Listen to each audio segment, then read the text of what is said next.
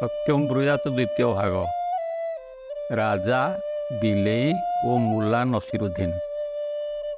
2 ଟଙ୍କାରେ ଚାଉଳ, 5 ଟଙ୍କାରେ ଡାଲି, 100 ଟଙ୍କାରେ ମୋବାଇଲ ଫୋନ୍, 1000 ଟଙ୍କାରେ ଅମୁକ ଆବାସ ଯୋଜନା ବା ସମୁକ କୁଟୀର ପ୍ରକଳ୍ପ କଥା ସବୁ ଶୁଣି ମୋର ଜଣେ ରାଜା ଓ ମୁଲା ନସିରୁଦ୍ଦିନ୍‌ଙ୍କ କାହାଣୀ ମନେ ପଡ଼ୁଛି।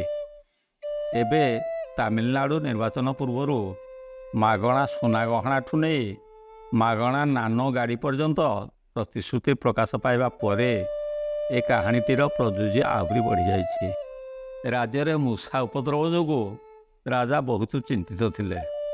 ଯେତେ ଚେଷ୍ଟା କଲେ ବି ମୂଷା ବଂଶ ଦିନକୁ ଦିନ ବଢ଼ୁଥାଏ ସିନା କମିବାର ନାଁ ଗନ୍ଧ ଆଦୌ ଧରୁନଥିଲା। ତେଣୁ ସେ ଗୋଟେ ଉପାୟ ଚିନ୍ତା କଲେ। ରାଜ୍ୟରେ ସମସ୍ତଙ୍କୁ ଗୋଟେ ଗୋଟେ ବିଲେଇ ପାଳିବାକୁ ନିର୍ଦ୍ଦେଶ ଦେଇ ବିଲେଇ ପାଳନର ସମସ୍ତ ଖର୍ଚ୍ଚ ରାଜ୍ୟ କୋଷାଗାର ଉପରେ ନ୍ୟସ୍ତ ରଖିଲେ। ପ୍ରତି ବିଲେଇ ପିଛା ଯାହା ବି ଖର୍ଚ୍ଚ ହେବ ରାଜକୋଷ ତାହା ବହନ କରିବ। ଲୋକେ କେବଳ ବିଲେଇମାନଙ୍କୁ ଭଲ ଭାବରେ ପାଳି ପୋଷି ମୂଷା ମାରିବା କାର୍ଯ୍ୟରେ ସହଯୋଗ କରିବେ। ନିର୍ଦ୍ଦେଶ ଅନୁଯାୟୀ ଲୋକମାନେ ପ୍ରତିଦିନ ବିଲେଇମାନଙ୍କୁ ପେଟ ପୂରା ଖାଣ୍ଟି କ୍ଷୀର ପିଆଇଲେ ଓ ତା ସାଥିରେ ସଜ ମାଛ ସବୁ ଖୁଆଇଲେ। ସମସ୍ତ ଖର୍ଚ୍ଚ ରାଜକୋଷ ବହନ କରୁଥିବାରୁ ଲୋକମାନେ ବିଲେଇଗୁଡ଼ିକୁ ବେଶ ଖୁଆଇ ପିଆଇ ମୂଷା ମାରିବା ଅଭିଯାନରେ ବ୍ୟସ୍ତ ରଖିଲେ। ରାଜକୋଷ ତ ସବୁ ଖର୍ଚ୍ଚ ବହନ କରୁଛି, ତେଣୁ ସେମାନେ କାହିଁକି ବା କାର୍ପଣ୍ୟ କରିବେ? ଏମିତି ବର୍ଷେ 2 ବର୍ଷ ବିତିଗଲା। ରାଜକୋଷ ଅଧା ଖାଲି ହୋଇଗଲା, କିନ୍ତୁ ମୂଷାଙ୍କ ସଂଖ୍ୟା କମିବାର କୌଣସି ସୂଚନା ମିଳିଲା ନାହିଁ। ବରଂ ଏଇଭଳି ଏକ ଅଭିଯାନ ଆରମ୍ଭ ପୂର୍ବରୁ ରାଜ୍ୟରେ ଯେତେ ମୂଷା ଥିଲେ ତାହା ବଢ଼ିକରି 5 ଗୁଣ ସଂଖ୍ୟାରେ ପହଞ୍ଚିଲା। ରାଜା ବିବ୍ରତ ହୋଇପଡ଼ିଲେ। ଲୋକମାନେ ରାଜକୋଷରୁ ଟଙ୍କା ନେଇ ବିଲେଇମାନଙ୍କୁ ପ୍ରକୃତରେ ଠିକ୍ ପାଳନ କରୁନାହାନ୍ତି ବୋଲି ଭାବି ରାଜ୍ୟ ସାରା ଡେଙ୍ଗରା ଦେଇ ଅମୁକ ଦିନ ସମସ୍ତେ ନିଜ ନିଜର ବିଲେଇ ନେଇ ରାଜସଭାରେ ଉପସ୍ଥିତ ହେବାକୁ ନିର୍ଦ୍ଦେଶ ଦେଲେ। ରାଜା ଦେଖିଲେ ବିଲେଇମାନେ ଖୁବ୍ ହୃଷ୍ଟପୁଷ୍ଟ ଅଛନ୍ତି। ସେମାନଙ୍କର ସକ୍ଷମତା ଉପରେ ସନ୍ଦେହ କରିବାର କୌଣସି ଅବକାଶ ନାହିଁ। କାହିଁକି ତେବେ ମୂଷା ସଂଖ୍ୟା କମୁନି ବୋଲି ଭାବିଲା ବେଳକୁ ତାଙ୍କର ଲକ୍ଷ୍ୟ ଗୋଟେ ଅତ୍ୟନ୍ତ ଦୁର୍ବଳ ବିଲେଇଟିଏ ଉପରେ ପଡ଼ିଗଲା। ସହଜେ ତ ରାଜା ଟେନସନରେ ଥିଲେ, ଆଉ ଏମିତି ଗୋଟେ ଦୁର୍ବଳିଆ ବିଲେଇକୁ ଦେଖି ଅତ୍ୟନ୍ତ ଉତ୍ତ୍ୟକ୍ତ ହୋଇପଡ଼ିଲେ ଓ ତାର ମାଲିକ କିଏ ଜାଣିବାକୁ ଚାହିଁଲେ। ତାର ମାଲିକ ଥିଲେ ମୁଲା ନସିରୁଦ୍ଦିନ୍ ଓ ଦୁର୍ଯୋଗକୁ ସେ ଟିକେ ହୃଷ୍ଟପୁଷ୍ଟ ମଧ୍ୟ ଦିଶୁଥିଲେ। ଏଥିରେ ସନ୍ଦେହ ରହିଲା ନାହିଁ ଯେ ମୁଲା ବିରାଡ଼ିକୁ କ୍ଷୀର ମାଛ କିଛି ନ ଦେଇ ନିଜେ ହିଁ ସବୁଯାକ ଗର୍ଭସ୍ଥ କରୁଛନ୍ତି। ରାଜା ଯେତେବେଳେ ତାକୁ ଦଣ୍ଡାଦେଶ ଦେବାକୁ ବାହାରିଲେ, ମୁଲା ନସିରୁଦ୍ଦିନ୍ ହାତ ଯୋଡ଼ି କହିଲେ, ହଜୁର, କ୍ଷମା କଲେ ଗୋଟେ କଥା କହିବି। ରାଜାଙ୍କଠୁ ଅଭୟବାଣୀ ଶୁଣି ସେ କହିଲେ, ହଜୁର, ଆପଣ ବିଲେଇମାନଙ୍କୁ ହୃଷ୍ଟପୁଷ୍ଟ କରିବାକୁ ଚାହିଁଥିଲେ ନା ମୂଷାମାନଙ୍କୁ ମାରିବାକୁ? ହଜୁର, ବିଲେଇମାନଙ୍କୁ ଯଦି ସବୁଦିନ ପେଟ ପୂରା କ୍ଷୀର ଓ ସଜ ମାଛ ଖୁଆଇବାକୁ ଦେବେ, ସେମାନେ ଆଉ ମୂଷା ମାରିବେ କାହିଁକି? ମୋ ବିଲେଇକୁ ଯଥେଷ୍ଟ ଖାଇବାକୁ ନ ଦେଇ ମୁଁ ହୃଷ୍ଟପୁଷ୍ଟ କରିନାହିଁ ସତ, କିନ୍ତୁ କେବଳ ମୋରି ବିଲେଇ ହିଁ ଏ ରାଜ୍ୟରେ ମୂଷା ମାରିକି ଖାଇଛି। ଏଠି ଯେତେ ମୋଟା ମୋଟା ବିଲେଇ ସବୁ ଦେଖୁଛନ୍ତି, ଏମାନେ କେହି ଗୋଟାଏ ବି ମୂଷା ମାରନ୍ତି ନାହିଁ। କାହିଁକି ବା ମାରିବେ? ତାଙ୍କୁ ଦିନଯାକ ଭରପୁର ଭୋଜନ ବସି ବସି ମିଳିଲା, ଆଉ ସେମାନେ ଏତେ ଦୌଡ଼ି ଦୌଡ଼ି କରି ମୂଷା ମାରିବେ କାହିଁକି? ଏଥିରେ ଆମ ରାଜ୍ୟରେ ମୂଷା ସଂଖ୍ୟା ବଢ଼ିବ ନାହିଁ ତ ଆଉ କ'ଣ ହେବ? ପାଠଗଣ, ମୁଲା ନସିରୁଦ୍ଦିନ୍‌ଙ୍କ ଭଳି ମୋର ଏଠି କହିବାର କଥା ହେଲା ଯେ ବିଲେଇଙ୍କି ଯଦି ମାଗଣାରେ କ୍ଷୀର ମାଛ ପ୍ରତିଦିନ 2 ବେଳା ମିଳିଯାଏ, ସେ ଯେମିତି ଆଉ ମୂଷା ମାରିବ ନାହିଁ, ମଣିଷକୁ ସେମିତି 2 ବେଳା ମାଗଣାରେ ଖାଇବାକୁ ମିଳିଗଲେ ସେ ଆଉ କାମଦାମ କରିବ ନାହିଁ। ଏହା ସ୍ୱାଭାବିକ। ସେ ସମୟରେ ରାଜା ଏହା ସହଜରେ ବୁଝିଗଲେ, କିନ୍ତୁ ଆମ ସମୟର ରାଜାମାନେ ଏହା ବୁଝିବାକୁ ନାରାଜ। ସେଦିନ ଟିଭିରେ ଜଣେ ଆଧୁନିକ ରାଜା ଗର୍ବର ସହ କହୁଥିଲେ ଯେ 5 ବର୍ଷ ତଳେ ସେମାନେ 5 ଲକ୍ଷ ବିପିଏଲ୍ ପରିବାରକୁ ଶସ୍ତା ଚାଉଳ ଯୋଗାଇଥିବା ବେଳେ ଏବେ କୁଆଡ଼େ 55 ଲକ୍ଷ ବିପିଏଲ୍ ପରିବାରକୁ ଶସ୍ତା ଚାଉଳ ଯୋଗାଉଛନ୍ତି। ଏଥିରେ ଆଜ୍ଞା ଗର୍ବ କରିବାର କ'ଣ ଅଛି? ଥରେ ଭାବନ୍ତୁ ତ, ୟାର ଅର୍ଥ କ'ଣ ହେଲା? 5 ବର୍ଷ ତଳେ ଯଦି ଆମ ପ୍ରଦେଶରେ 5 ଲକ୍ଷ ଲୋକ ଦାରିଦ୍ର୍ୟ ସୀମାରେଖା ତଳେ ଥିଲେ, ଏବେ ତାହା ବଢ଼ିକରି 55 ଲକ୍ଷରେ ପହଞ୍ଚି ଯାଇଛି। ଏଇଟା କ'ଣ ଆମର ଉଦ୍ଦେଶ୍ୟ?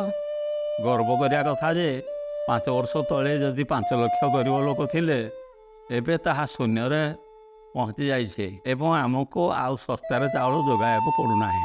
କିନ୍ତୁ ଏ କଥା ରାଜାକୁ କହିବ କିଏ? ଯଦି ବା କିଏ କହିବ, ତେବେ ଏଠି ରାଜାମାନେ ଜାଣିକି ନ ଜାଣିଲା ପରି ହେଉଛନ୍ତି।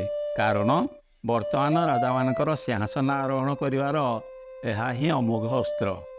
ଯେତେ ପାରୁଛ ମାଗଣା ବାଣ୍ଟ, ଶସ୍ତା ଦିଅ ଓ ଗରିବ ବଢ଼ାଅ। ଦେଶର ବ୍ୟାଙ୍କ ପଛେ ଦୁର୍ବଳ ହୋଇଯାଉ, କିନ୍ତୁ ଆମର ଭୋଟ ବ୍ୟାଙ୍କ ଗୁଡ଼ିକ ସର୍ବଦା ମଜବୁତ ହୋଇ ରହିଥାଉ। ମାଗଣା ଚାଉଳ ଓ ମାଗଣା ଡାଲି ସହିତ ଏବେ ଆଉ ଗୋଟେ ଆକର୍ଷଣ ହେଉଛି ମାଗଣା ଲୋନ୍, ଅର୍ଥାତ୍ ଋଣ ମାଫ ଯୋଜନା। 1990 ମସିହାରେ ଦେବୀଲାଲ 9,000 କୋଟି ଟଙ୍କାର ଋଣ ଛାଡ଼ କରିଦେଇ ହଜାର ହଜାର ସମବାୟ ଗ୍ରାମାଞ୍ଚଳ ବ୍ୟାଙ୍କମାନଙ୍କୁ ଦେବାଳିଆ କରିଦେଇଥିଲେ।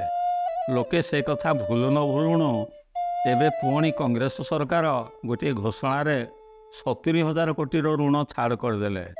ତଥାକଥିତ ଗରିବ ଲୋକମାନେ ଦୁଇ ଥର ଋଣ ଛାଡ଼ ପାଇ ଏବେ ତୃତୀୟ ଥର ଋଣ ପାଇଁ ଦରଖାସ୍ତ କରି ପୁଣି ଥରେ ଋଣ ଛାଡ଼ ଯୋଜନାର ଘୋଷଣାକୁ ଅପେକ୍ଷା କରି ବସିଲେଣି।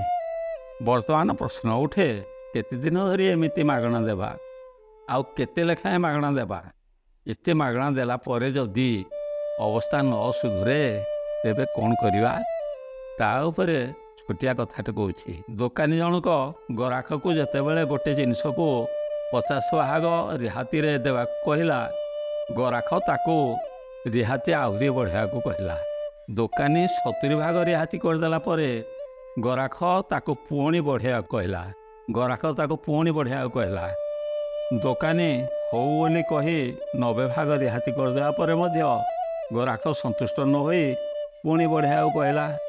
ଦୋକାନୀ ଟିକେ ବିରକ୍ତ ହୋଇ ଗରାଖକୁ ପରୀକ୍ଷା କରିବା ଲାଗି 100% ରିହାତି ଅର୍ଥାତ୍ ଜିନିଷଟା ପୁରା ମାଗଣାରେ ନେଇଯିବାକୁ କହିଲା। ଏ କଥା ଶୁଣି ଗରାଖ ତଥାପି ଅସନ୍ତୁଷ୍ଟ ହୋଇ କହିଲା, ନାଇଁ ଆଜ୍ଞା, ମାଗଣାରେ ଯଦି ନେବି ତେବେ ଗୋଟେ ନୁହେଁ 2ଟା ନେବି। ଆଜ୍ଞା, ଆମ ଦେଶରେ ଏଇଭଳି ଅବସ୍ଥା ଆସିବାକୁ ଆଉ ବେଶୀ ଡେରି ନାହିଁ। ଏଥର ଆପଣ ମାସକୁ 30 କିଲୋ ଚାଉଳ ମାଗଣା କରିଦିଅନ୍ତୁ। ଆରଥରକୁ ଆଉ ଗୋଟେ ପାର୍ଟି ତାକୁ 60 କିଲୋ କରିଦେବା ପାଇଁ ଘୋଷଣା କରିଦେବ ଓ ତା ଦେଖା ଦେଖି ଆଉ ଗୋଟେ ପାର୍ଟି 90 କିଲୋ କରିଦେବା ପାଇଁ ପ୍ରତିଶ୍ରୁତି ଦେଇଦେବ। ଏହିପରି ବ୍ୟବସ୍ଥାର କ'ଣ ପ୍ରଭାବ ପଡ଼ିଛି ଆପଣ ଗାଁକୁ ଗଲେ ଜାଣିପାରିବେ। ମୁଁ ଲୋକ ଆଉ ଲୋକେ ମିଳୁନାହାନ୍ତି। ଶ୍ରମିକ ଅଭାବରୁ ଲେବର କଣ୍ଟ୍ରାକ୍ଟରମାନେ ମୁଣ୍ଡରେ ହାତ ଦେଇ ବସିଲେଣି। ୟା ଅର୍ଥ ନୁହେଁ ଯେ ଆମ ଗାଁର ଶ୍ରମିକମାନେ ମୂଳ ଛାଡ଼ି ନିଜର ବାଣିଜ୍ୟ ବ୍ୟବସାୟରେ ବ୍ୟସ୍ତ ଅଛନ୍ତି ବା ସରକାରୀ କାର୍ଯ୍ୟରେ ଯୋଗ ଦେଇଛନ୍ତି। ମୂଳ କଥା ହେଲା, ଏମାନେ ଆଉ କାମ କରିବାକୁ ଚାହୁଁନାହାନ୍ତି।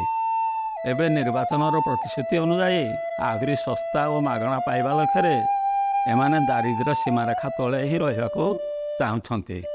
ଯେଉଁମାନେ ବର୍ଡ଼ର ଲାଇନରେ ଅଛନ୍ତି, ସେମାନେ ବି ତାଙ୍କ ରୋଜଗାର କମ୍ ଦେଖାଇ ସୀମାରେଖା ତଳକୁ ଖସିଯିବାକୁ ଚାହୁଁଛନ୍ତି। ୟାର କେତୋଟି ଛୋଟ ଛୋଟ ଉଦାହରଣ ମୁଁ ଆପଣଙ୍କୁ ଦେଉଛି। ଆପଣ ବର୍ତ୍ତମାନ ଆପଣଙ୍କ ଗାଡ଼ି ପାଇଁ ଗୋଟିଏ ଡ୍ରାଇଭର ଖୋଜନ୍ତୁ। ଅସୁନ୍ଦରୀ ଝିଅଟେ ପାଇଁ ବରଟେ ବରଂ ମିଳିଯିବ, କିନ୍ତୁ ଆପଣଙ୍କ ଗାଡ଼ି ପାଇଁ ଡ୍ରାଇଭରଟିଏ ମିଳିବା ମୁସ୍କିଲ। ଆପଣଙ୍କ ଘରେ ସକାଳୁ ଲାଇନ୍ ନାହିଁ। ଖୋଜି ଖୋଜି ନୟାନ୍ତ ହୋଇଯିବେ ସିନା, ହେଲେ ଇଲେକ୍ଟ୍ରିସିଆନଟେ ଆପଣଙ୍କୁ ମିଳିବ ନାହିଁ। ପାଣି ପମ୍ପ ଖରାପ ହୋଇଗଲେ ଆପଣ କ'ଣ କରିବେ ଭାବିକି ଆପଣଙ୍କ ବ୍ଲଡ଼ ପ୍ରେସର ବଢ଼ିଯାଇପାରେ, ହେଲେ ପ୍ଲମ୍ବରଟିଏ ଖୋଜିକି ଆଣନ୍ତୁ ତ। ବଗିଚାଟିଏ କରିବାକୁ ଆପଣଙ୍କର ଭାରି ଇଚ୍ଛା, ସେଥିପାଇଁ ଆପଣ ଖର୍ଚ୍ଚ କରିବାକୁ ପ୍ରସ୍ତୁତ ଅଛନ୍ତି, କିନ୍ତୁ ମାଳି କାହାନ୍ତି? କିଛି କାମଦାମ ନ କରି ଦାରିଦ୍ର୍ୟ ସୀମାରେଖା ତଳେ ବସିବା ଅପେକ୍ଷା ଡ୍ରାଇଭରଟିଏ, ଇଲେକ୍ଟ୍ରିସିଆନଟିଏ କିମ୍ବା ପ୍ଲମ୍ବରଟିଏ ହେବା ଅଧିକ ସମ୍ମାନଜନକ ନୁହେଁ କି? କିନ୍ତୁ କାହିଁକି କାମ କରିବେ? 2 ଟଙ୍କାରେ ତ ଚାଉଳ ମିଳିଲା, ଆଉ 5 ଟଙ୍କାରେ ଡାଲି। ସକାଳୁ ସଞ୍ଜବେଳ ଯାଏ ଗଛ ମୂଳ ବା ମନ୍ଦିର ବେଢ଼ାରେ ବସି ତାସ ଖେଳିବାର ଆନନ୍ଦକୁ ଛାଡ଼ି କାମକୁ କିଏ ଯାଉଛି? ଆଉ ଯିବେ ବା କାହିଁକି? ଏହାଦ୍ୱାରା ଅବସ୍ଥା ତ ସୁଧୁରିବ ନାହିଁ, ହେଲେ ଦେଶର ଅର୍ଥନୈତିକ ବ୍ୟବସ୍ଥା ଭୁଷୁଡ଼ି ପଡ଼ିବା ସହିତ ଧୀରେ ଧୀରେ ଆମ ଲୋକମାନଙ୍କର ସ୍ୱାଭିମାନ ଓ ଆତ୍ମସମ୍ମାନର ମଧ୍ୟ ମୃତ୍ୟୁ ଘଟିବ। ପିଲାଦିନେ ସିନେମାଟେ ଦେଖିଥିଲି। ଛୋଟ ପିଲାଟିଏ ଜୋତା ପଲିସ କରି ଚଳୁଥିଲା। ଥରେ ଜଣେ ଧନାଢ଼୍ୟ ବ୍ୟକ୍ତି ତାଙ୍କ ଜୋତା ପାଲିସ କରି ସାରିବା ପରେ ପିଲାଟିର ମଜୁରୀକୁ ଉପରୁ ତଳକୁ ଫିଙ୍ଗି ଦେଇଥିଲେ। ଟଙ୍କାଟି ଗଡ଼ି ଗଡ଼ି ଯାଇ ତଳେ ପଡ଼ିଗଲା।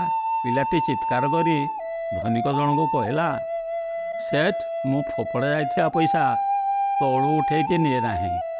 ହକ ପରିଶ୍ରମ କରି ଆପଣଙ୍କ ଜୋତା ସଫା କରିଛି, ତେଣୁ ପଇସାକୁ ତଳୁ ଉଠେଇ ଆପଣ ମୋ ହାତକୁ ଦିଅନ୍ତୁ। ବନ୍ଧୁଗଣ, ବର୍ତ୍ତମାନ ସମୟ ଆସିଯାଇଛି ଏଇଭଳି ଫୋପଡ଼ା ହୋଇଯାଇଥିବା ମାଗଣା ଡାଲି ଓ ଚାଉଳକୁ ପ୍ରତ୍ୟାଖ୍ୟାନ କରିଦେବାକୁ। ମାଗଣା ଖାଇ ମସ୍ତି କରିବା ଅପେକ୍ଷା ଏଇ ପିଲାଟି ଭଳି କାମ କରି ସ୍ୱାଭିମାନ ଓ ଆତ୍ମମର୍ଯ୍ୟାଦାର ସହ ଜୀଇଁବା 100 ଗୁଣରେ ଶ୍ରେୟସ୍କର ନୁହେଁ କି? ସମାପ୍ତ।